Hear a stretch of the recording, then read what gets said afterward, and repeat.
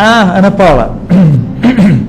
Eu gostaria de pedir para te falar um pouquinho a respeito da caridade, da importância da caridade no nosso processo evolutivo e no quanto ela se relaciona com a questão do orgulho, da vaidade,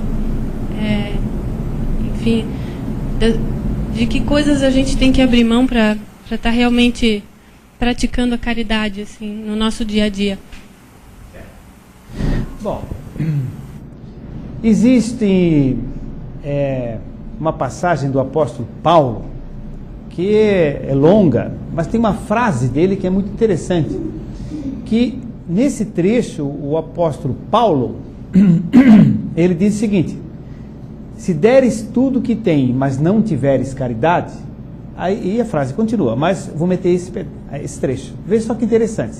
Se deres tudo que tem, mas não tiveres caridade. Se eu dei tudo que eu tenho, eu fiz caridade. Não. A caridade não consiste em dar objetos materiais por si só. A caridade é algo que transcende a isso. A caridade, no sentido que o apóstolo Paulo já dizia há 2000 anos atrás, é o mesmo sentido que dentro da doutrina espírita a gente aceita e divulga e estimula. É uma postura mental, de atitude, de benevolência, de bondade, de tolerância. Ter caridade com um marido impaciente, ter caridade com a esposa que é nervosa, é caridade. Então, ter caridade é algo íntimo, de postura frente às situações. É claro que se a pessoa vai fazer semanalmente uma sopa para os pobres, é uma caridade que está matando a fome dos pobres, né? O que a gente também questiona é o seguinte, que o pobre vai continuar pobre e vai tomar sopa toda semana, entende? Então, é muito mais útil o conceito de caridade que vai mais profundamente às questões. Tem até aquele ditado chinês, né, que diz: não dê peixe, mas ensine a pescar, não é isso? Então, se a pessoa vai dar peixe, a pessoa vai sempre comer o peixe que vai ser dado, mas se ela aprende a pescar, ela sai da sua situação disso, está sempre dependendo e tal. Então, a gente entende que caridade não é assistencialismo, é modificação da situação da pessoa. Agora, a gente entende como caridade muito mais do que da esmola, da sopa para o pobre, etc. Essa coisa interna. É como disse o apóstolo Paulo: não adianta dar tudo que tem se não tiveres caridade. Entende? Então, é nesse sentido que a gente entende. E a gente considera também que a caridade mais profunda que se faz é aquela que não só mata a fome daquele dia, nem só ensina a pescar, mas modifica o espírito da pessoa, certo? Então, caridade espiritual, ela diria, mais importante do que a caridade material. É claro, se alguém está morrendo de sede, você não vai dizer para ele assim, vai fazer um discurso filosófico, vai dar um copo d'água, porque ele está com sede, né? Então, evidentemente que tudo tem que ter um bom senso. Mas é muito mais importante aquela modificação do indivíduo, né? Quando a gente está conversando com alguém, orientando alguém, em qualquer local, né? Então isso é uma caridade espiritual, né? Porque vai ao centro, ao foco, onde está realmente a dificuldade da pessoa. Sim? Complementando, eu acredito que a caridade seja um processo dinâmico e transformador, tá? Porque ele envolve a transformação própria nossa, mexendo com todas as nossas emoções, né? Aí que vai o que tu falaste, o egoísmo, etc., né? E também lidando com o outro, né? Personalidade do outro, entende? Então é transformador, né? E está dentro do nosso processo evolutivo, sim. Caridade faz parte. Bom, isso são colocações assim, iniciais sobre esse tema que você levantou, né? E essa questão que você falou do egoísmo e do orgulho, né? Eu lia no Evangelho, Sim. segundo o Espiritismo, a respeito da caridade. Sei. Porque, enfim, nosso grupo de quinta-feira combinou de trabalhar esse tema. Uhum. Por isso que eu levantei o assunto. Sim. E aí eu li aquela máxima que fala, né, fora da caridade não há salvação. E em outro trecho do Evangelho também fala sobre a questão da fé, que a caridade não acontece sem a fé, que uma coisa não está desvinculada da outra, né? E em algum momento falou isso, né, que a parte que é mais importante, no caso, seria, então, a gente não ser maledicente, né, a gente se transformar, né, e para agir com... essa reflexão que eu queria, a tua tia colocou ali, é um processo dinâmico e transformador. Né? Uhum. É verdade. E sempre lembrando que o conceito de fé espírita é diferente do conceito de fé das religiões, né? Porque fé para nós é algo que a gente acredita, aceita, porque houve um embasamento filosófico e científico, né? Porque algumas religiões assim, eu tenho fé em tal coisa. Eles perguntam assim, você tem fé na reencarnação? Não tenho fé, eu conheço a reencarnação. Ah, então você acredita na reencarnação? Bom, um termo que você pode dizer que eu acredito. Está além de acreditar. Eu conheço, estudo, comprovo, documento a reencarnação. Então tem uma lógica, tem a documentação a respeito disso. Então, por consequência, eu tenho, na ver de vocês, fé, eu acredito na reencarnação. Mas é uma terminologia que é diferente das outras religiões. Você tem que ter fé, né? Uma coisa assim, de cima para baixo e que não é racional, não é baseada no raciocínio, né? Eu estudei em colégio de padre e eles diziam, fé não se discute, tem que ter fé, ponto.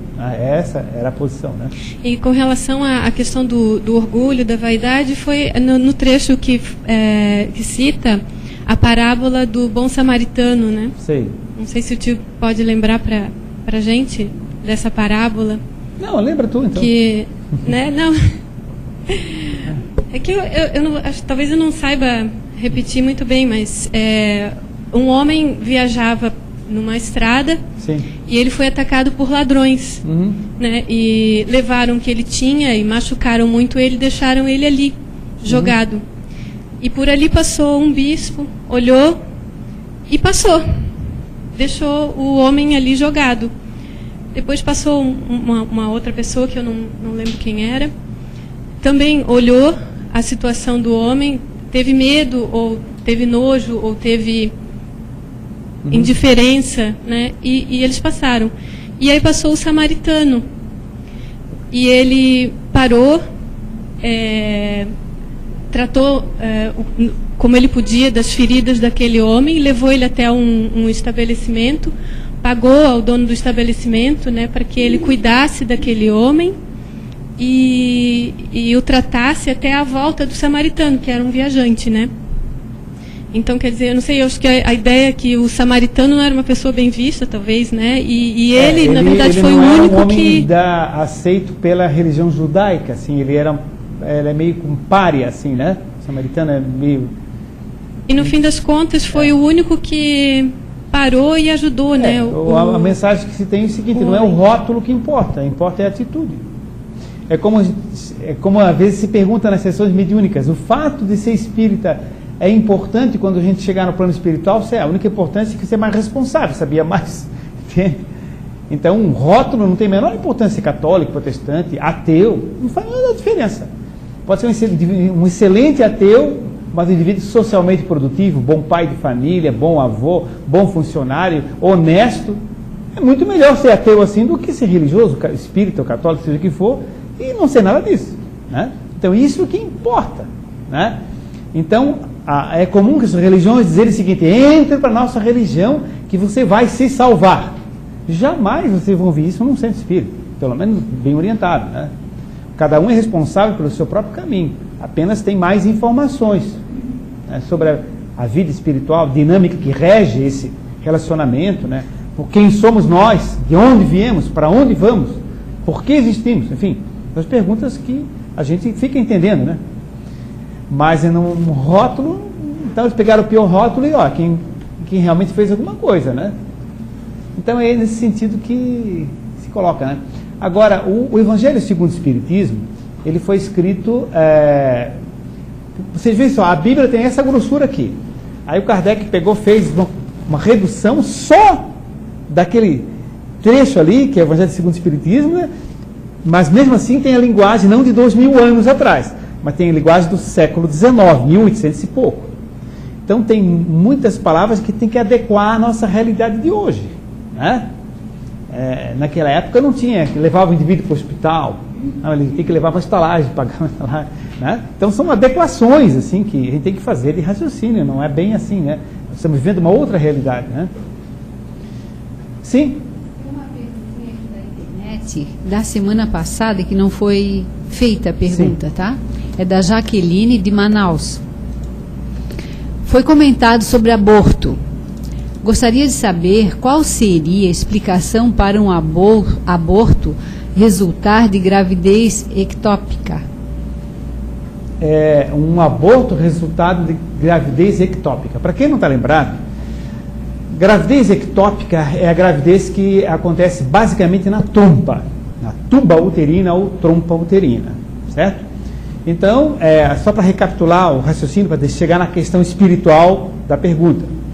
Então, quando há relacionamento sexual, o espermatozoide caminha, sobe o útero, dobra a direita ou a esquerda, né? Vai para a trompa e vai fecundar lá na parte final. A trompa divide em 3 partes para raciocínio. No terço distal, proximal e medial. Aliás, distal, medial e proximal. Então, lá no terço distal da trompa é que ele vai encontrar o óvulo e vai fecundar. Então, depois de estar fecundado esse óvulo, o que aconteceria? Normalmente, a trompa faz movimentos e vai encaminhando o óvulo fecundado para que ele se aninhe no útero. Então, é o fenômeno da nidação uterina. O óvulo fecundado vai se aconchegar no ninho uterino, certo? Ninho que é feito todo mês e que quando não tem óvulo, sai pela menstruação, né? Desmancha e sai. Então, é um ninho que forma ali. Então, esse processo da nidação. A trompa faria essa contração e teria uns cíliozinhos que varrem esse óvulozinho, vão varrendo, e esse óvulo vai descendo.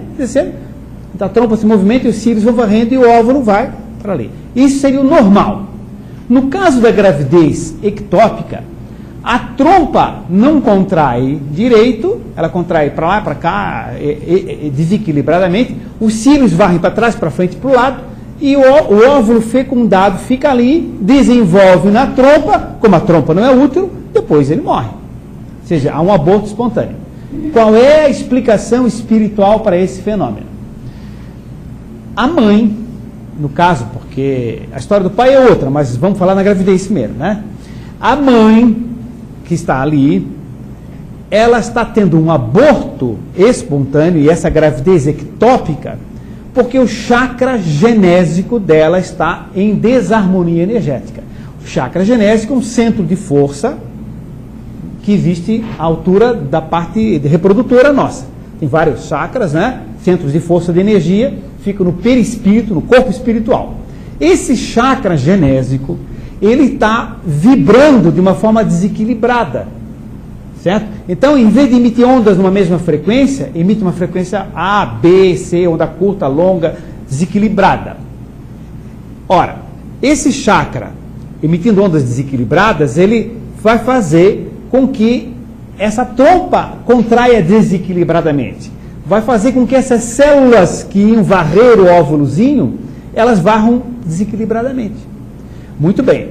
Então, tem uma causa perispiritual. Agora, por que essa mãe tem o chakra desarmônico, distônico, em desequilíbrio energético?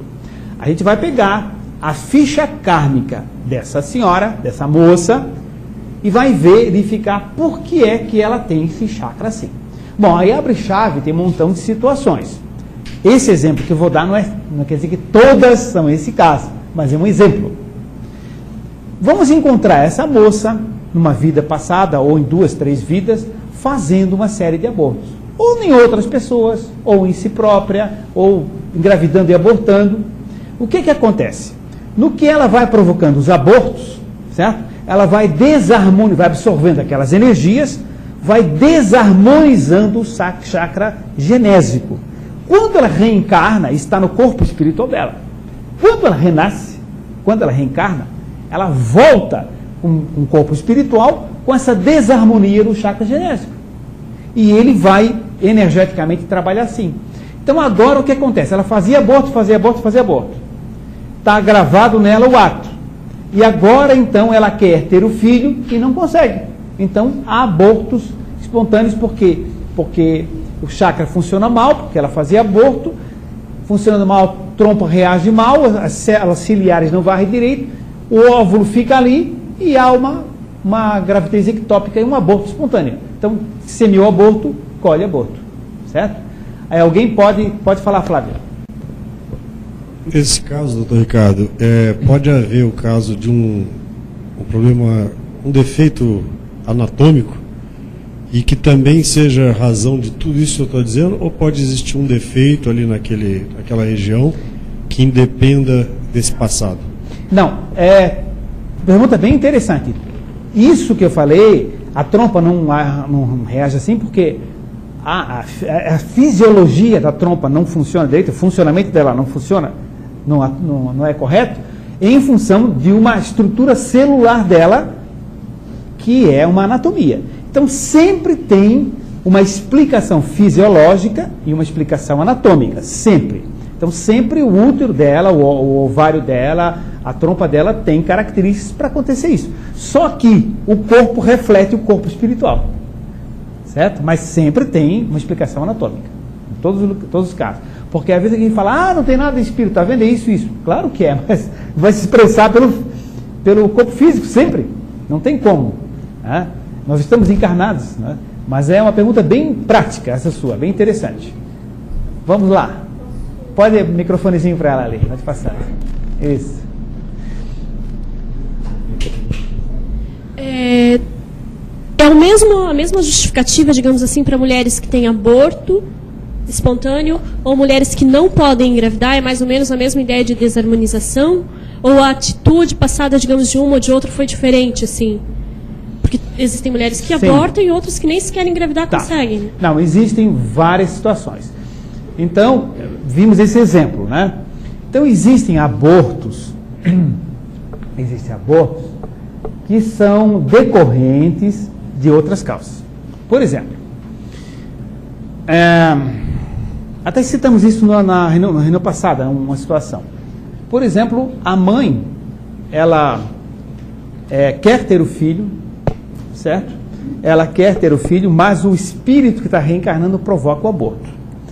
Exemplo, um determinado casal, essa é uma história real, um determinado casal, ela engravidou.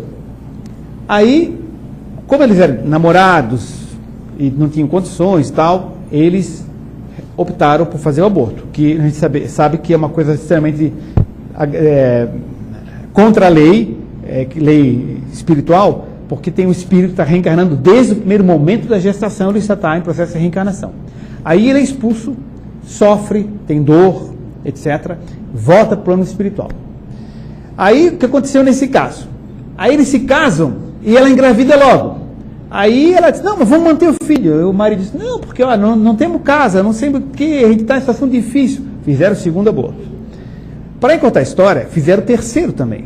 Aí quando chegou no quarto, o espírito disse assim, agora vocês vão ver só. Agora eu aqui não quero. Entende? Aí ela engravidava e ele provocava o aborto. Com a força mental dele, com o ódio dele, com a vingança dele, ele reagia e provocava o aborto. Então, situações que o espírito provoca o aborto. Outra situação, diferente. A mãe provoca o aborto porque ela odeia o fato de estar grávida. Ou tem pavor, tem pânico. Enfim, porque é solteira, porque mora com a mãe, com o pai, enfim. Porque quem engravidou ela é casado. Enfim, tem várias situações. Ela odeia ou tem pânico disso. ela acaba rompendo as ligações mentalmente, né? Por tal joga energia que acaba desgrudando.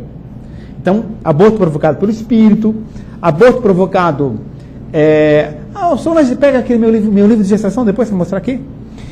Então, aborto provocado pelo espírito, aborto provocado pela mãe, abortos por desarmonia energética, como nós vimos agora do chakra genésico da mãe, em função de abortos de vidas passadas. Outra situação é embrião sem espírito. Embrião sem espírito. Se vocês pegarem a pergunta 356 do Livro dos Espíritos, 356, certo? Eu não sei todos de cor não, só algumas assim para referência. 356, que pergunta se pode haver uma gestação sem a presença de espírito. E o Kardec pergunta, e os espíritos respondem perfeitamente. Essa é a capa antiga nova, mas tudo bem. Não tem a nova lá? O que você acha nova? Tá. Então, o seguinte, o que está falando? Embrião sem espírito, né? Então, os espíritos respondem para o Kardec que é perfeitamente possível, só que não chega ao final. Então, isso. O anencéfalo? Boa pergunta, a gente pode falar sobre o anencéfalo também. O pessoal da internet, o pessoal da casa já conhece, né? Esse é o nosso livro Gestação, que tem todas as situações de aborto em capítulos diferentes, né?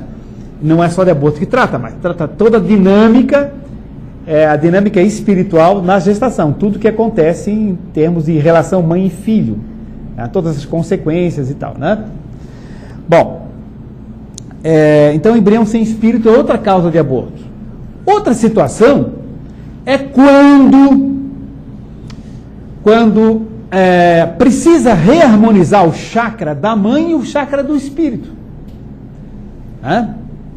Então, tanto o espírito tem uma desarmonia no chakra genésico quanto a mãe. Como o espírito tem vidas anteriores, vamos dar um exemplo.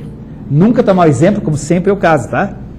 Digamos que ele era médico e fazia abortos criminosos o tempo todo. Ou era uma parteira e fazia abortos criminosos o tempo todo. O que acontece? Ficou registrado dentro dele. Agora ele quer reencarnar e não consegue, porque está desarmonizado o chakra dele e dela também, que tem envolvimento nessa área. Então, no momento que os dois se unem, se reencontram, ela como mãe e ele como filho agora, esse fluxo de energia vai expiar, vai drenar, vai libertar, vai reequilibrar o chakra dos dois. Então, às vezes na segunda, terceira tentativa, consegue engravidar, consegue ter o parto depois. Então, é uma outra situação espiritualmente explicada de aborto também. Basicamente são essas as causas. Entende? Passa o microfonezinho, que o pessoal da internet não te escuta lá. No caso de estupro... Bem pertinho. No caso de estupro, sim. Como o Espiritismo vê esse aborto judicialmente permitido? Sim. Olha, veja só, pergunta bem interessante. Bom, não é um comercial, mas é um comercial descarado. Aqui tem um capítulo aqui sobre estupro, exatamente, tá? Certo? Então, esse foi o meu primeiro livro, dos 9 que eu escrevi, só que está na 7ª edição. Essa aqui é, por exemplo, uma edição antiga, anterior. Então já está na 7ª edição. Então ela está perguntando sobre a questão do estupro. Bem, é bem complicado, bem delicado, né? Vamos tentar assim resumir. Primeiro, o estupro não é programado espiritualmente. O estupro não é programado espiritualmente. Mas tudo que acontece, não cai uma folha de uma árvore sem Deus não saiba. Vamos entender Deus? Deus não atua especificamente em nenhuma árvore, nem nenhuma pessoa. Nem nenhuma minhoca, nem no micróbio, nem no nenhum presidente da república. Não. Deus é a energia que banha o universo, que é perfeita, que é imutável, que é o amor e a inteligência universal. Está no macrocosmo, no microcosmo. Deus é a lei. Dessa lei decorrem todas as leis do universo, mas não tem interferência direta. Bom, então é o seguinte, ocorreu estupro. não foi programado. Então, como é que acontece isso? Existe em cada pessoa uma fragilidade energética para milhares de itens. Esses itens vão da cabeça aos pés, dentro, em todos os níveis. A pessoa tem tendência a ter problema ocular disso, tem tendência a ter aquilo, tem qualidade, mais facilidade em aprender língua e tal. Isso o que é? São conquistas que se fizeram em várias encarnações, positivas ou negativas. Onde é que está arquivado isso? Dentro da própria pessoa. Então a pessoa tem aquela fragilidade, no caso do exemplo, da pergunta dela, né? Ela tem essa fragilidade nesse sentido, tem uma tendência a sofrer essa violência. Não foi programado, certo? Isso poderá nunca vir a acontecer se isso. Agora, a pessoa não cuida, a pessoa faz isso, a pessoa anda em tal lugar, enfim, etc., companhia, uma série de circunstâncias que mesmo com a proteção espiritual, que está tentando evitar aquela tendência, acontece. E é um processo de consequência do anterior, certo? Às vezes as lesões perispirituais são tão profundas, são tão graves, são tão desequilibrantes, entende? Que não tem como cuidar mesmo, entende? Então, às vezes é violência em criança pequena e tudo mais, etc. Às vezes com traumas para o resto da vida, para várias encarnações, entende? Porque aquilo é uma chaga tão grande perispiritual, função do que ela fez, viveu, etc., que mesmo com a proteção, não acontece. Não, certo? Eu já vou dar continuidade, porque eu só estou falando ainda, dizendo que ele não foi programado, mas tem uma tendência para explicar por que ele acontece. O microfone, dona Nilda, já está com o microfone? Não. Qual é? Como se comportaria esse que queria... Não, eu vou chegar lá. Para aí, fala só no microfone, que lá o pessoal lá não conseguiu ouvir lá. A minha pergunta é como ficaria esse espírito, como ele se... E qual é a posição da doutrina espírita sobre isso, né? Isso. Vamos chegar lá, é que eu não posso chegar a responder... Mas não é quanto à mãe, quanto à gestante, no caso, quanto ao estupro, é quanto àquele espírito que vamos chegar lá, não dá de falar um sem o outro. É só a primeira parte, falei na introdução da resposta, tá? Mas é sobre isso aí que a senhora quer falar? Perguntar? Boa noite. O estupro é um ato criminoso. Agora, nenhum ser humano nasce criminoso. Ele é fruto do meio. Agora, espiritualmente, no meu entender, falando, o feto que vem a ser gerado pela mãe, ele não tem nenhuma relação com a causa e efeito. Então, ele não deve ser abortado. A mãe deve permanecer com este espírito. Porque ele, no meu entender, ele foi enviado. Porque todos os problemas poderão ser resolvidos ou sintonizados a partir de uma determinada época. Eu falo daquele estupro praticado por uma invasão do domicílio, ou mesmo, que não é aquele meio consentido. Eu falo do estupro praticado por um criminoso. Violência mesmo, né? Violência física. Isso. Concordando com a dona Nilda, a posição da doutrina espírita, agora chegando na questão do espírito, a posição da doutrina espírita é que não se deve estimular, não se deve aceitar que se cometa o aborto nem em caso de estupro. Isso porque a gente sabe exatamente o que está acontecendo ali e o que poderá acontecer depois. Bom, nós estamos falando que não foi programado. Agora, nós vamos chegar na segunda parte, que é o seguinte: que tipo de espírito, só tem Danessa, que tipo de espírito está reencarnando ali? Normalmente, via de regra, o espírito que reencarna numa situação de exceção, de violência física dessa, é um espírito que já está aderido, acoplado, o campo energético daquela moça que sofreu a violência, certo? E que normalmente é um espírito obsessor, que é o próprio ato da violência do estupro, é um ato de baixíssima frequência que sintoniza magneticamente, atrai, puxa, e esse obsessor reencarna ali. Devido a quê? Para libertá-la da obsessão. Era o indivíduo que ia induzi-la ao suicídio, era o espírito que ia induzi-la ao uso da droga, induzi-la a matar alguém, enfim, qualquer coisa. Então, esse tipo de entidade normalmente é puxado magneticamente, sintoniza, e com o auxílio da luz das energias superiores, ele é adormecido e ela recebe ele ali, meramente se libertando daquela obsessão. Já que aconteceu, infelizmente, o aborto, o estupro, não foi possível evitar, pelo menos vamos libertá-la disso. Isso será uma terapia para ele e para ela. E o que vai acontecer? Se ela aceitar, ela vai até amar o inimigo, que é a proposta do mestre. Amar os inimigos. Ninguém vai amar o inimigo. Alguém vem falando barbaridade contra os meus parentes, eu vou amar essa pessoa. Isso não existe. Só é possível isso pela terapia do esquecimento, pela anestesia das vidas anteriores, onde a gente, esquecendo, tem um bebezinho na mão, um pequenininho, fofinho, chorando com fome e tal, você ama aquela criança. E às vezes o inimigo seu. Então, é uma situação de oportunidade que você tem de transformar o ódio em amor, perdoar, esquecer e até amar o inimigo.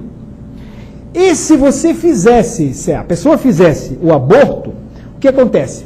Esse espírito geralmente é denso, é pesado energeticamente, ele vai sofrer as dores físicas no corpo espiritual do aborto, vai desencarnar desesperado de medo, de dor e de ódio, e a tendência é perseguir essa mãe durante muito tempo ou muito mais.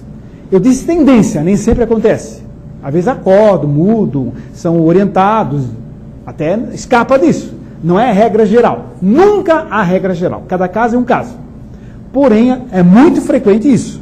Então, nós não podemos orientar para fazer o aborto, porque isso vai trazer um prejuízo muito grande espiritualmente para ela, um prejuízo muito grande espiritualmente para o espírito que está reencarnando, e não vai trazer benefício para ninguém.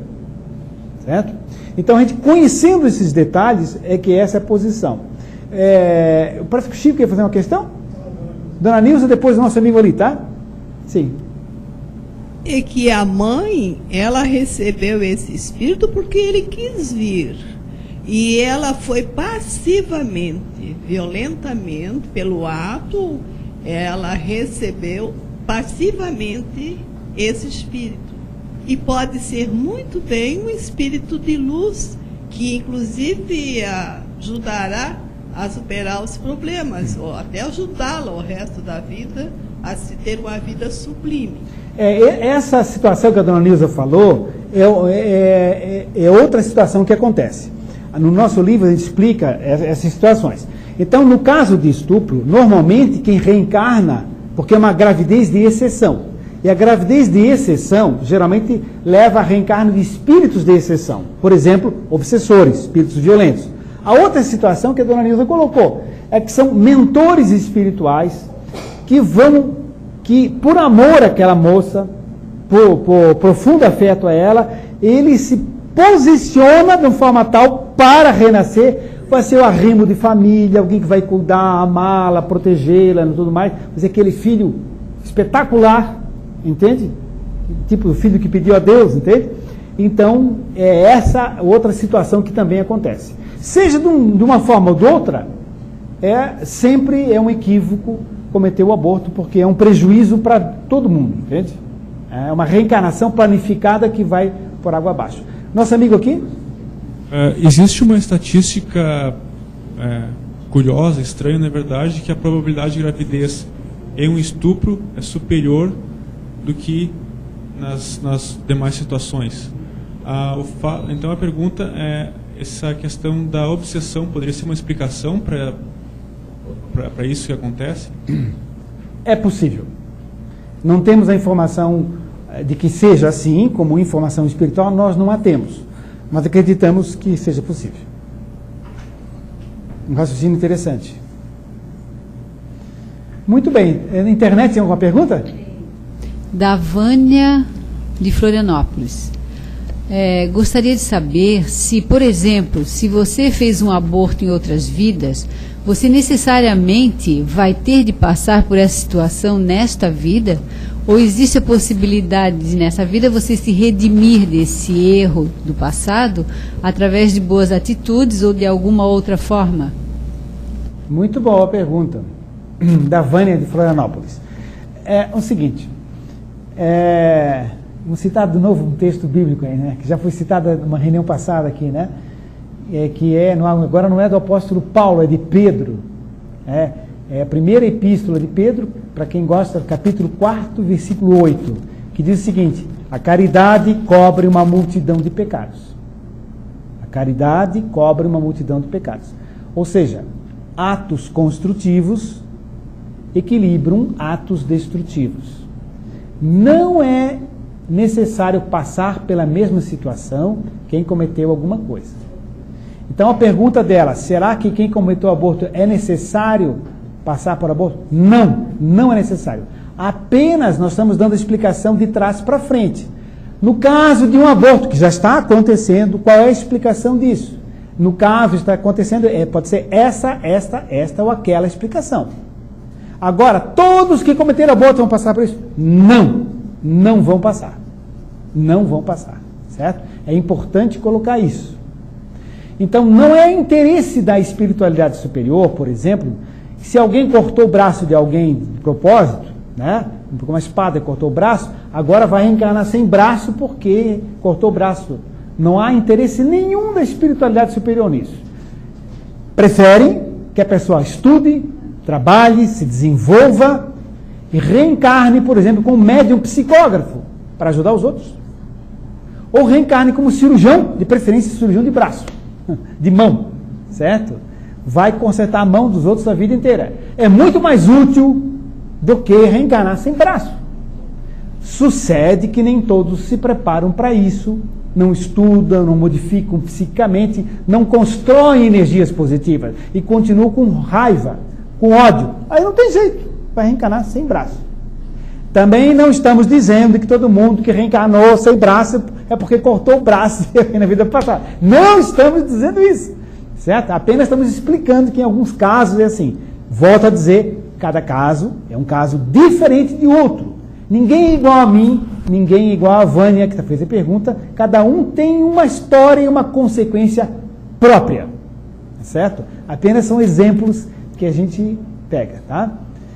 Pois não, o microfone para o nosso amigo já? Isso. Doutor Ricardo. Sim. Cada ser humano tem, é um espírito. Isso. Na verdade. A unidade material do corpo é que determina o espírito. Ou, aliás, o espírito determina o corpo. Exatamente, o espírito que determina a E no caso, por exemplo, de um ser chipófago. Sim. Duas cabeças num único corpo. São dois espíritos? Boa pergunta.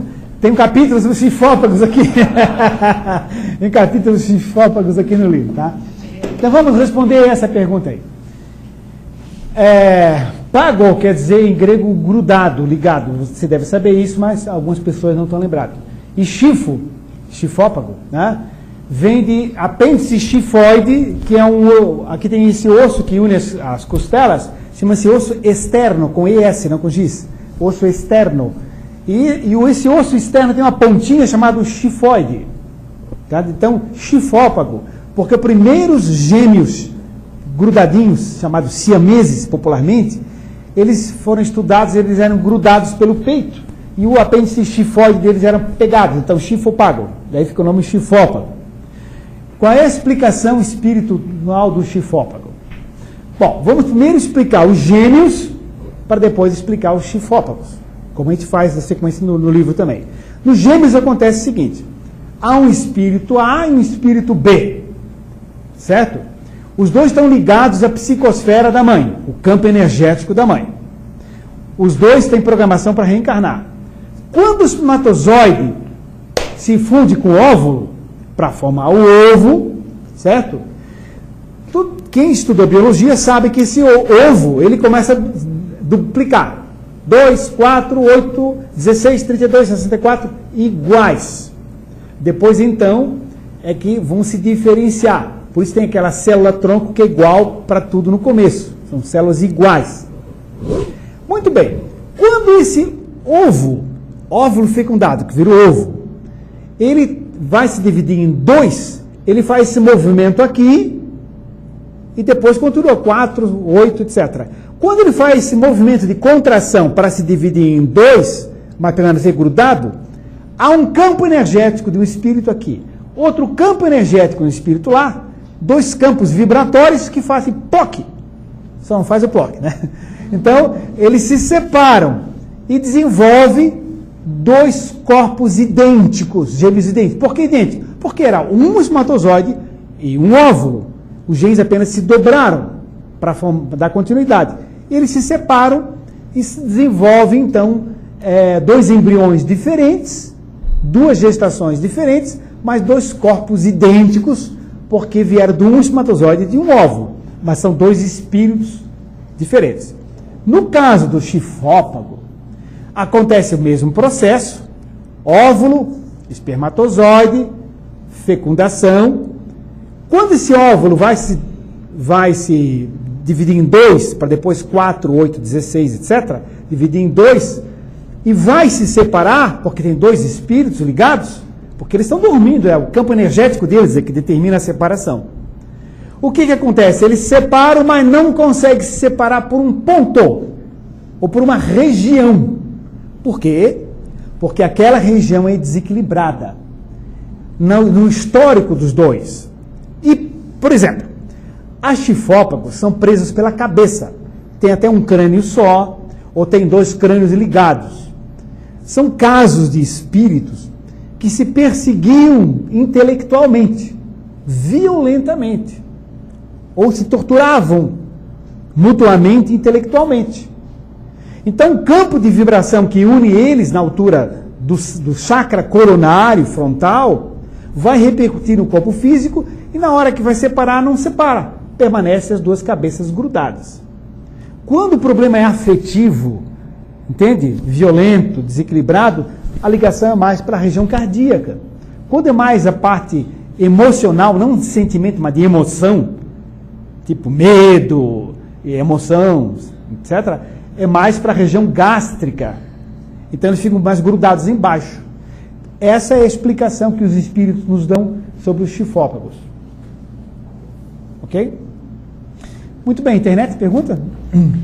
Tem da Daniela da Bahia. Ela diz assim, ó, eu uso contraceptivo para não engravidar. Eu estou errando também?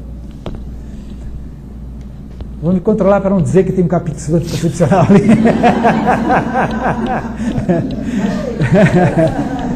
Mas tem. Então é o seguinte, olha,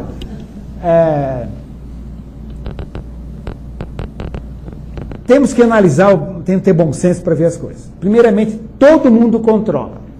Ah, no tempo do avô não controlava. Controlava assim, tabelinha, isso, certo? Se não, ele era casado há 35 anos, teria 35 filhos. Não, teve só 12. Não é verdade? Só 12. Por quê? Porque o controle não era tão eficaz.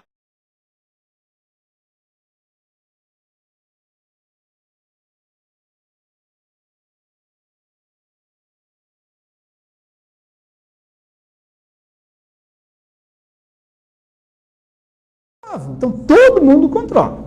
Agora, existe algo de bom senso que a gente sabe que a gente sabe quando está sendo correto ou incorreto.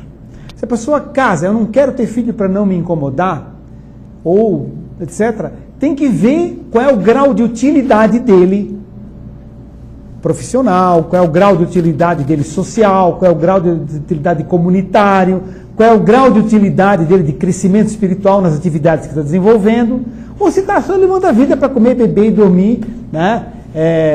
Arroz e feijão, domingo frango com macarrão na casa da sogra, enfim, não muda nada e passa o fim de semana, repete tudo, etc. Né? Come, dorme e vê televisão, novela e filme e tal. Não parece tão útil essa vida assim, né? Nem eu não quero ter filho para não me incomodar. Evidentemente que me parece que não está sendo justo, ou não está sendo tão útil a reencarnação dessa pessoa. E nem filho quer ter. Entende? Agora, é justo que algum casal programe, espace, eu quero ter filhos de 2 em 2 anos, de 3 em 3 anos, quero ter tantos filhos. Isso é um direito que nós temos. É um direito que nós temos. Certo? Então, não é parâmetro assim não é referência de modelo nenhum, mas só para raciocínio. Eu e a Helena temos 4 filhos. Decidimos não ter o 5º. Quer dizer, decidimos que ela não engravidasse, né? Evidentemente ninguém fez aborto, né? Que é crime em todos os pontos de vista, né? E se alguém chegasse, um dia uma pessoa me perguntou numa palestra, depois falando e tal, e se o senhor tivesse que ter o 5º? Sim, vai ficar devendo para outra encarnação, entende? Mas o senhor vai ficar devendo? Claro que vou ficar devendo, entende? Eu sou um ser humano, entende? Então a gente tem direito de ter os nossos limites, etc, né? Mas não ter filhos é um grande problema. Não é. Quantos filhos o Chico Xavier teve? Nenhum. Aquele rapaz lá é adotivo, né? Todo mundo sabe, né? Quantos filhos o Divaldo Franco teve? Nenhum. Mas tem um grau de utilidade de vida diferente, né? Então tudo tem que ser pesado e tal. É válido usar a pílula anticoncepcional com critério, com bom senso, com responsabilidade. É válido sim. Certo? A pessoa não está errando. Agora, depende como use. Né? Depende como use. Vamos adiante. Da Tatiana de Florianópolis. De que forma Jesus é entendido pela doutrina espírita diferentemente da religião católica? Por exemplo, pelo catolicismo, Jesus é o Filho único enviado para sofrer por nós. Como a vinda de Jesus é vista pelos espíritas? Muito interessante a pergunta. Bom, primeiramente, Jesus é um espírito evoluído, primeiro ponto. Primeira diferença em relação à religião católica que ela perguntou, não é isso? Para os católicos, Jesus é Deus. Existe um chamado mistério da Santíssima Trindade, onde Pai, Filho e Espírito Santo, os 3 compõem o Deus, e isso é indivisível, mas pode se expressar de várias formas, e isso não tem explicação lógica, porque isso chama-se mistério da Santíssima Trindade. E o que é mistério não se discute, não se estuda, é um dogma de fé. Isso é a visão católica. Então Jesus é Deus, certo? Então, ao mesmo tempo que ele é Deus, ele também é Filho de Deus. Mas como se explica? Não se explica porque é o mistério da Santíssima Trindade, né? Eu já estudei em colégio de padre, como disse, isso aí tinha que saber, é básico, né? Então, para a doutrina espírita, Jesus não é Deus. A visão de Deus é outra, como já falamos. Não sei se a Tatiana entrou aqui no começo da reunião, na internet, mas é o amor que banha o universo, que está no macro, no microcosmo, que é imutável e perfeito. Então, Jesus é um espírito em evolução, que é o espírito mais evoluído que passou aqui na Terra, certo? Então, essa é uma diferença importante. Outra coisa, para a religião católica, como ela colocou ali, ele morreu para nos salvar. A gente estudava em colégio de padre o seguinte, que o sangue de Jesus salvou a humanidade. Jesus derramou o sangue dele na cruz para salvar a humanidade. Isso é o sacrifício, que hoje em dia é rememorado no sacrifício da missa, onde o vinho representa o sangue, né? Então, na visão católica, com todo respeito, a visão católica é assim. Para nós, não tem a menor importância se ele morreu na cruz, se não morreu na cruz, se sangrou pouco ou sangrou muito, não tem a menor importância. Tem importância o que ele ensinou, certo? O que ele veio trazer de informações sobre a vida, sobre o amor, sobre as qualidades, entende? Sobre o convívio, tá? Chegando a revolucionar completamente a Bíblia, que dizia assim, olho por olho, dente por dente. Matou, mata. Cortou, corta. Era a lei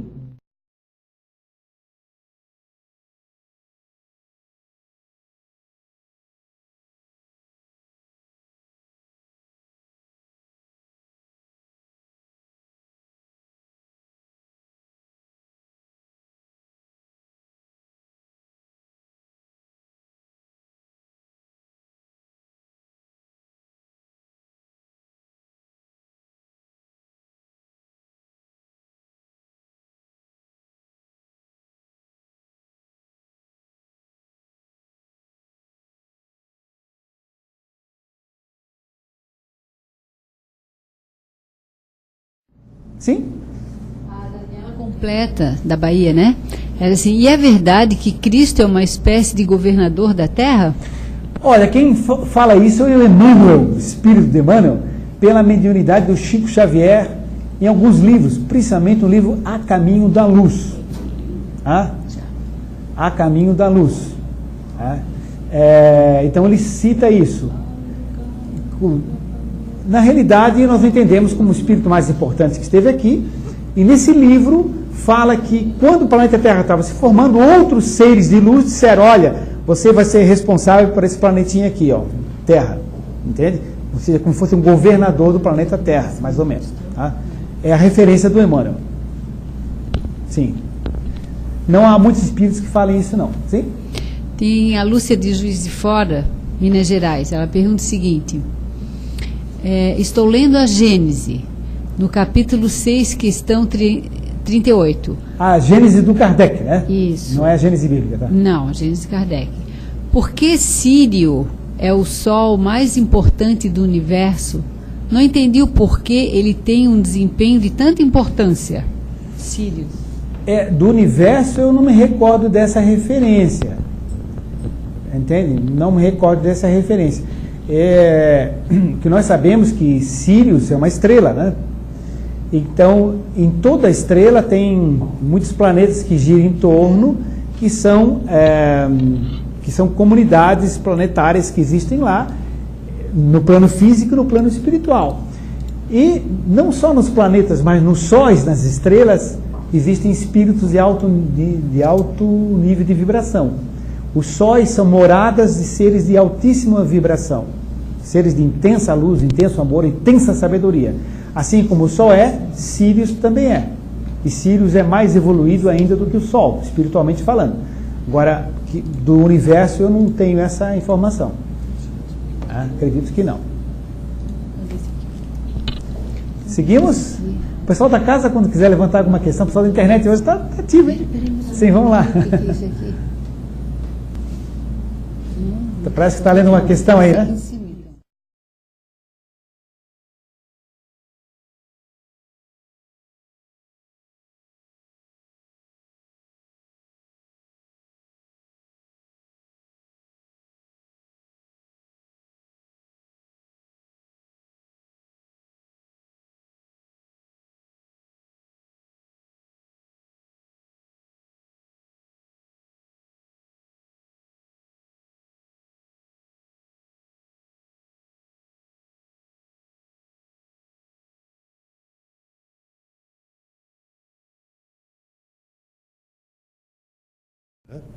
Pode cruzar os braços e esperar a hora da morte, já está salvo.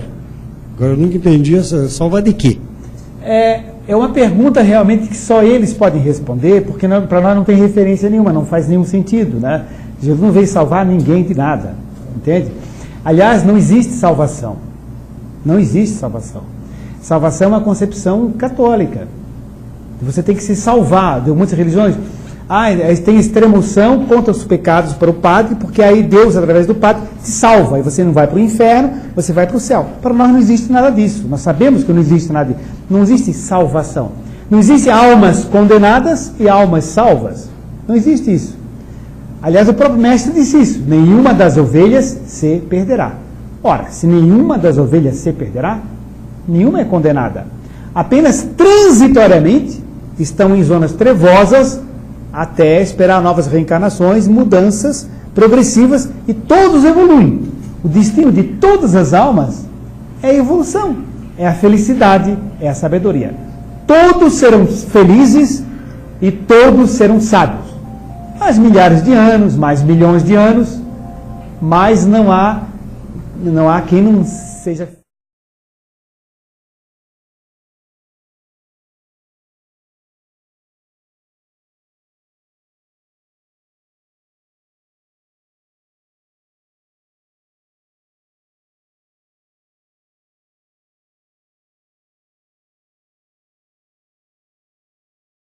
A internet em seguida, né?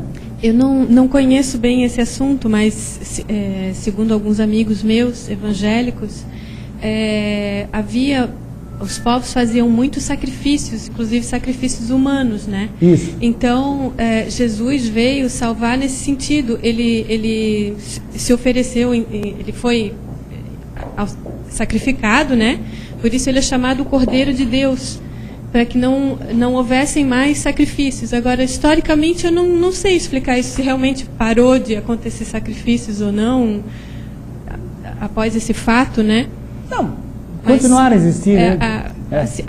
Tem esse simbolismo, né? Que Sim, havia sim, muitos sacrifícios e que ele é o Cordeiro de Deus, porque ele veio, se sacrificou para que a gente não fosse sacrificado. Então, eu lembro novamente que isso que a Ana Paula colocou é um registro cultural interessante, mas não tem nada a ver com a nossa concepção espírita.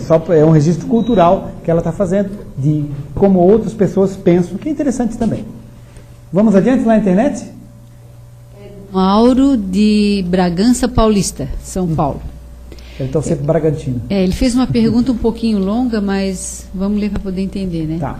Uma pessoa que conhece o Espiritismo, conhece o seu anjo da guarda, seu mentor espiritual. Mas como toda pessoa que tem problema, e em se tratando de decepções tidas por seres humanos, principalmente com família, ocasionou que essa pessoa deixou de confiar no ser humano e passou a ter plena confiança nos seres iluminados, como seu anjo da guarda, o mentor espiritual e outros espíritos iluminados. Mas não deixou de ser prestativo com os seres humanos. No entanto, deixou totalmente de necessitar de qualquer outro ser humano. O que o palestrante diria sobre essa forma de ver? Olha, isso é mais ou menos a posição dos chamados ascetas, né? Os ascetas, eles se isolam, eles vão para uma caverna, eles fazem um retiro, se isolam do mundo, né? E apenas sem relação com o mundo espiritual. É uma forma de fugir dos problemas, tá? Que não é aconselhável, porque a gente reencarna não é para viver com os espíritos, a gente reencarna para viver no mundo físico. A gente reencarna para resolver o problema com o pai, com a mãe, com a sogra, com a cunhada, com o filho, com a nora, com o genro, que são os vínculos de vidas passadas, alguns até inimigos, que estão aqui para a gente dar uma ajeitada na situação. Então nós temos que conviver com os encarnados. E claro, ter o vínculo com o mundo espiritual. Mas a nossa responsabilidade maior é aqui com aqueles que estão próximos. Não é o próximo do morro lá que a gente vai levar sopa e tal. O próximo da casa da gente, do primo da gente, é muito mais próximo e com esses são a obrigação maior da gente. Ter tolerância, ter amizade, ter isso e aquilo, né? Então é importante a gente ter essa concepção. E essa questão da decepção que a pessoa teve, né? No fundo, a pessoa precisava passar por aquele aprendizado. E isso deve superar, deve compreender, porque todo mundo fantasia que as pessoas amigas são perfeitas, não são. Todo mundo fantasia que a esposa e o marido que vai escolher é uma pessoa maravilhosa, não é gente comum como todo mundo escova os dentes e tudo mais, né? Então todo mundo faz bobagem, todo mundo se engana, né? E a gente tem que cair na realidade de que a vida é um planeta cheio de problemas, né? A gente tem que tentar conviver e superar essas dificuldades, né? Não é fugindo que se resolve, né? Às vezes a pessoa diz, eu vou embora do país. O problema está dentro da pessoa, não está no país. Entende? A gente tem que resolver esse convívio. A gente reencarnou ali, é porque é ali que está o problema, que a gente tem que resolver, né? Nada contra ter contato com o mundo espiritual, pelo contrário, né? Mas o mais importante é com aqueles que nos cercam. Vamos ver mais adiante? Pessoal da casa, quando quiser também, fique à vontade. Adriana? Tá, tem uma pergunta da Cláudia aqui de Florianópolis. Ela diz o seguinte: referente à aparência de um espírito. Sim. A cada reencarnação ele nasce homem, mulher, com aparências diferentes. No mundo espiritual, qual forma física prevalece? Ou a cada vez que ele desencarna, ele tem a aparência da última reencarnação? O que define a aparência dele? O que define a aparência dele é o estado mental dele. A aparência do corpo espiritual, que é o chamado corpo astral, a aparência do corpo astral reflete o corpo mental, porque nós temos vários corpos. Corpo mental é uma terminologia espírita, está no Chico Xavier, no livro Evolução em Dois Mundos, certo? Editado pela Federação Espírita Brasileira, fala lá em corpo mental também. Então, o corpo mental é que dá a forma para o corpo astral. O que é o corpo astral? O corpo dos espíritos. Se alguém vê a vovó desencarnada, a gente está vendo o corpo astral da vovó, perispírito. Está vendo o corpo astral dela. E ela normalmente tem a forma da vovó. Ninguém diz assim, eu vi minha avó que desencarnou e apareceu um homem de bigode. Ninguém vê isso. Eu vi minha avó mesmo. Entende? Eu vi meu pai que desencarnou e ele era uma loirinha. Não, ninguém vê. Ele vê o papai mesmo. Certo? Então, normalmente, o espírito traz a aparência da última encarnação. Nem sempre. Mas normalmente é assim. Porque o corpo mental dele está ligado na última vida. Afinal, deixou a mãe, deixou a esposa, deixou o filho, deixou a sogra, deixou tudo mais. Então ele está ligado ali. Mesmo que ele vá para o plano espiritual, as lembranças recentes dele estão no corpo mental e vão refletir no corpo astral dele. Agora, mudanças de formas. Na sessão mediúnica, o espírito está se comunicando e de repente ele diz o seguinte: alguém está me vendo? Aí o médico diz assim, estou vendo sim, é um chinesinho, tal, aquele chapeuzinho de junco, não sei mais o que. Diz, pois é, eu era um chinês mesmo na última vida, tal, mas eu conheço vocês de uma outra existência. Vê se alguém consegue me ver, eu vou agora me reportar àquela existência. Aí a pessoa assim, olha, engraçado, ele agora está com um chapéu de mexicano grande, está com uma roupa diferente, mexicano, tem até um bigodão de mexicano e tal, e ele está sorrindo, entende? O que aconteceu? Ele pensou naquela vida, porque estava ligado com as pessoas ali no México, certo? Com algumas das pessoas ali, e no momento que ele pensa, o mental dele vibra naquela frequência e muda a aparência do corpo astral, do perispírito. Então ele muda de aparência de acordo com o mental dele. A regra geral é ter a aparência da última vida. O comum, assim. Tá? Muito bem. São Lourenço, Minas Gerais. Carlos, São Lourenço, Minas Gerais. Isso. Muito bem. Quero saber sobre dar esmolas. Não costumo doar dinheiro, pois penso sempre que o cidadão vai gastar em bebida ou fumo.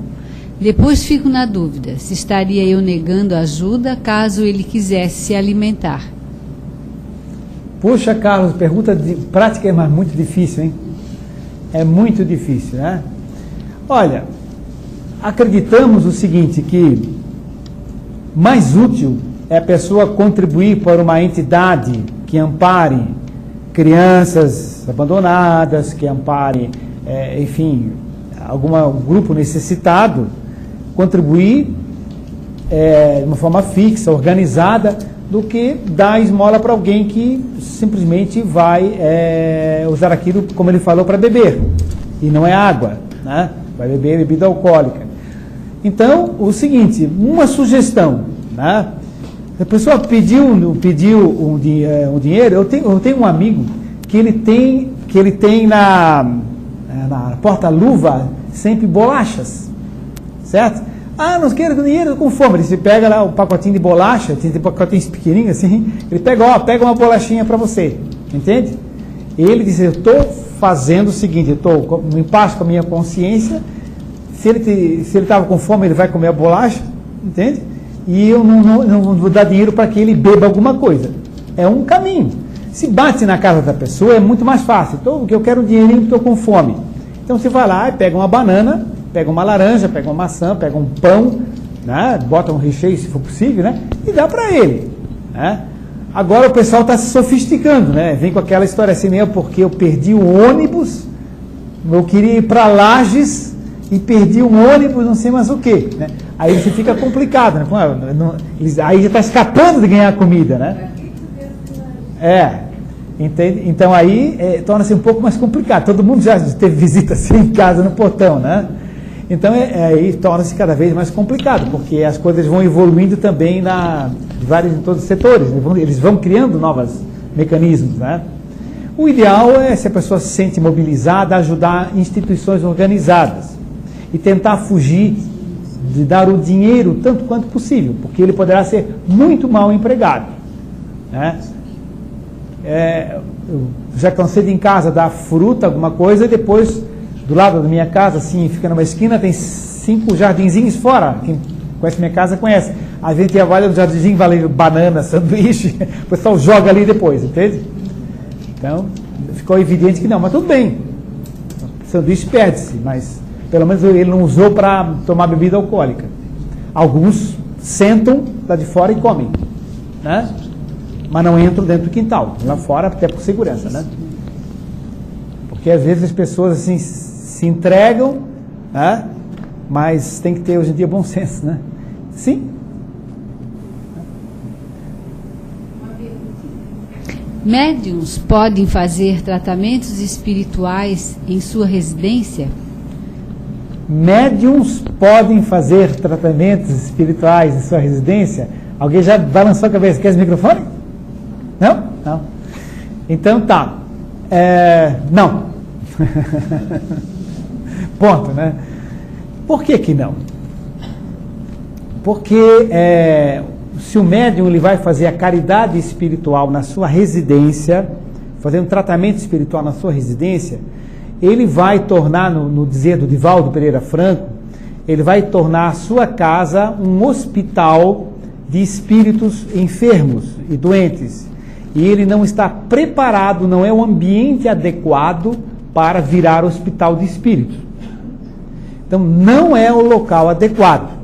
Para isso existem as casas espíritas, os grupos espíritas organizados, que tem todo um campo de vibração próprio para isso. Onde está convivendo pai, mãe, filho, problema de escola, de problema conjugal, enfim, uma coisa ou outra, não é o local para se fazer sessão mediúnica, nem para se dar consulta espiritual, nem para se fazer tratamento espiritual de quem vem procurar a gente na casa, certo? Você pode dar o endereço, pode orientar, etc., mas não fazer da sua casa um hospital de espíritos enfermos. Corre um risco de ficarem em grande quantidade, uns chamarem outros, inclusive, e povoam a casa da pessoa. E traz problemas bem perigosos. Pois não, pode passar o microfone. Isso. Tá. Rogério, boa noite. Boa noite. Com relação à nova era, né, que está em curso aí, né, que está chegando, teria como citar fatos relevantes e mais recentes que sinalizam que a gente está nesse caminho realmente? Sim. Primeiramente, modificações geológicas do planeta, no sentido de verticalização crescente do eixo da Terra. Isso é um sinal físico dessa mudança, porque sempre foi previsto essa verticalização do eixo da Terra. Em segundo lugar, modificações climáticas significativas, que começam a aparecer, e a tendência é aumentarem muito nos próximos 10 anos, mais ou menos, deve aumentar bastante. Então, estão acontecendo isso. Outra terceira observação é a presença de crianças especiais não no sentido de excepcionais, com problemas mentais, pelo contrário, são crianças de grande lucidez mental, de grande serenidade, certo? Então, são o que os americanos chamam de crianças cristal, alguns psicólogos americanos chamam crianças cristal. As crianças cristais seriam seres muito sutis, como cristal, muito brilhantes, muito transparentes, muito honestas, serenas, tranquilas. Então está havendo reencarnação de muitas crianças assim. Também a reencarnação de crianças agitadas, ansiosas, que incomodam muitos pais, que são questionadoras, provocarão mudanças expressivas na política, na saúde, na educação, enfim, em vários setores, e são crianças que vêm revolucionar os conceitos da sociedade. Por isso são irrequietas, elas incomodam, perturbam. Elas serão...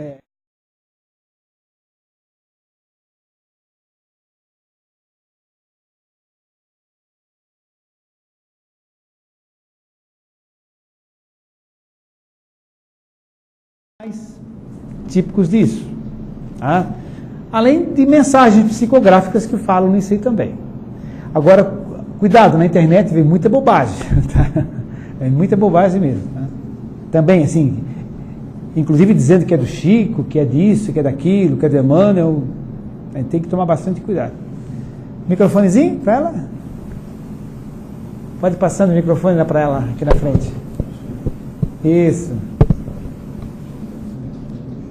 Eu acredito, e eu gostaria que o senhor comentasse, que independente de serem crianças índigo ou cristal ou crianças, ainda justamente são crianças, precisam de uma orientação.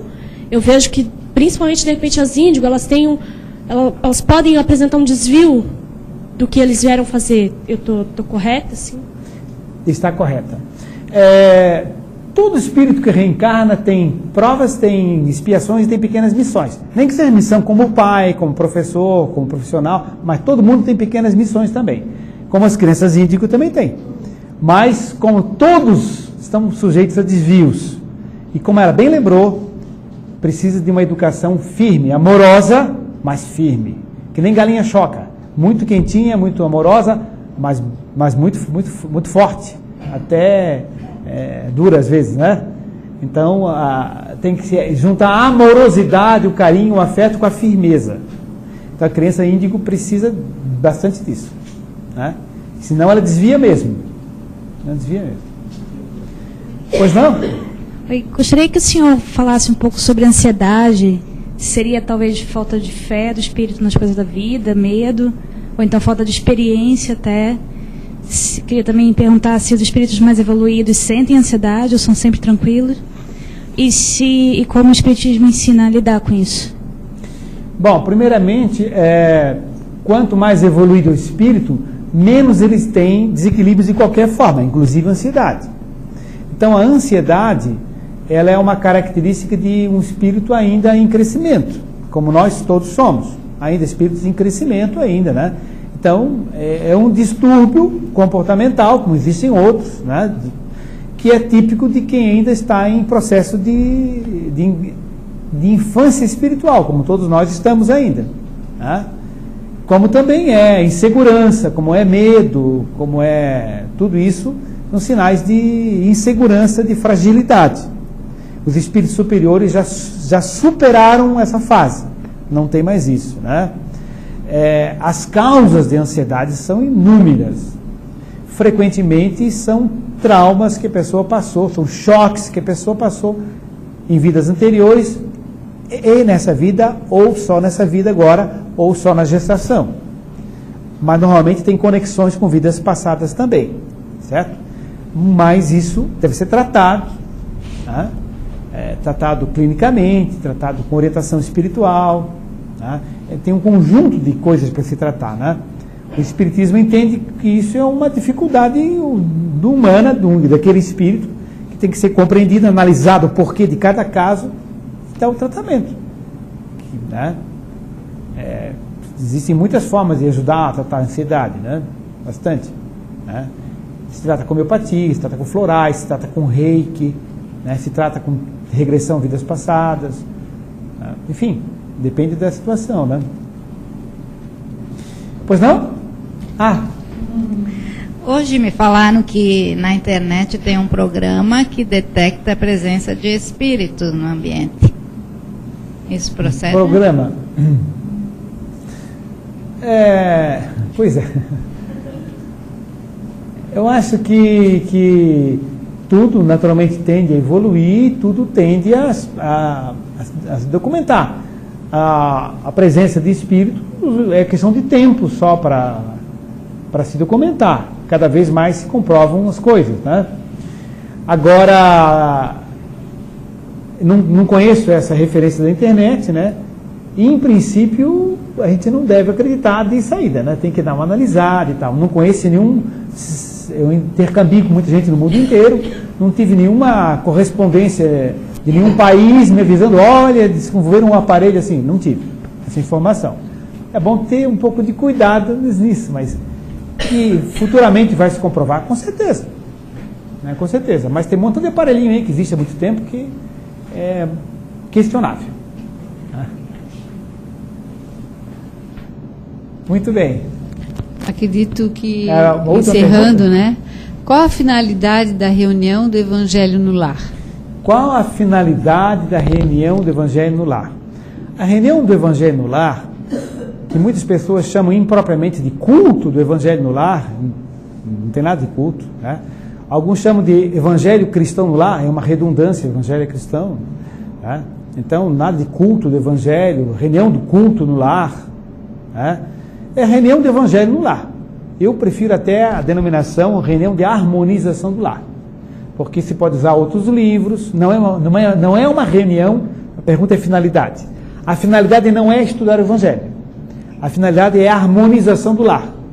É uma reunião de família, se encontra, todos os membros da família, se coloca um copinho d'água ali no centro, lê-se algum livro de mensagens, de orientação, pode-se ler o Evangelho segundo o Espiritismo, eu pessoalmente prefiro não, mas pode ser também.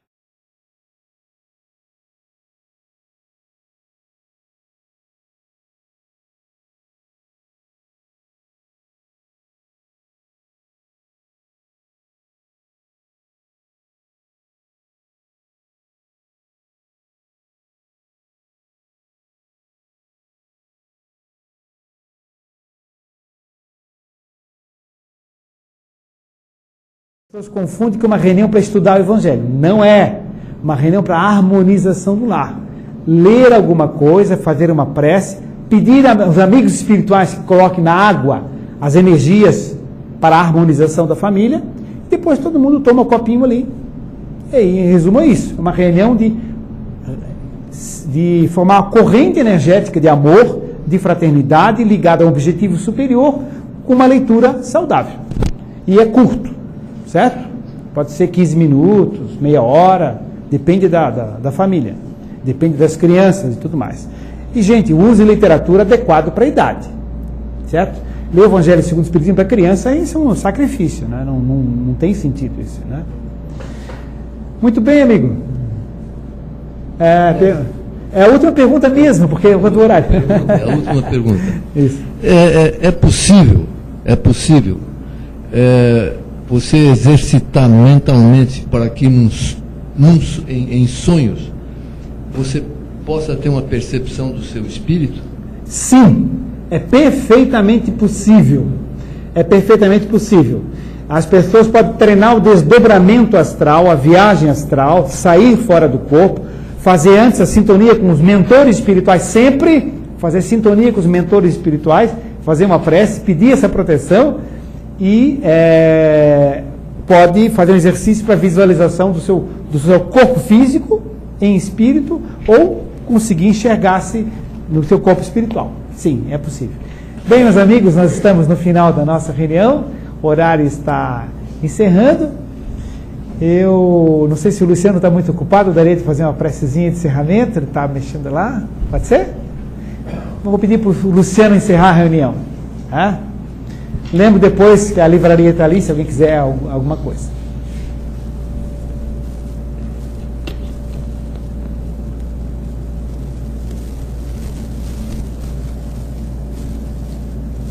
Enfrentamos essa luz através de energias, através das palavras do esclarecimento, através da lógica e o sentido das explicações aqui dadas. Sintamos em nossos lares, nesta sala, nossos corações batendo mais forte. Energias sutis caem sobre nós, energias do equilíbrio, do amor fraterno e incondicional, da mão estendida. Que possamos mantê-las com sorrisos, com bons exemplos, e mesmo assim, se algumas pedras aparecerem em nossos caminhos, temos a grande certeza, amanhã será outro dia, uma nova chance, um novo início. E quem sabe, melhor disso tudo, um belo final. Muita paz, muita luz em todos os nossos caminhos. Que assim seja. Está encerrada a nossa reunião. Até quarta-feira que vem.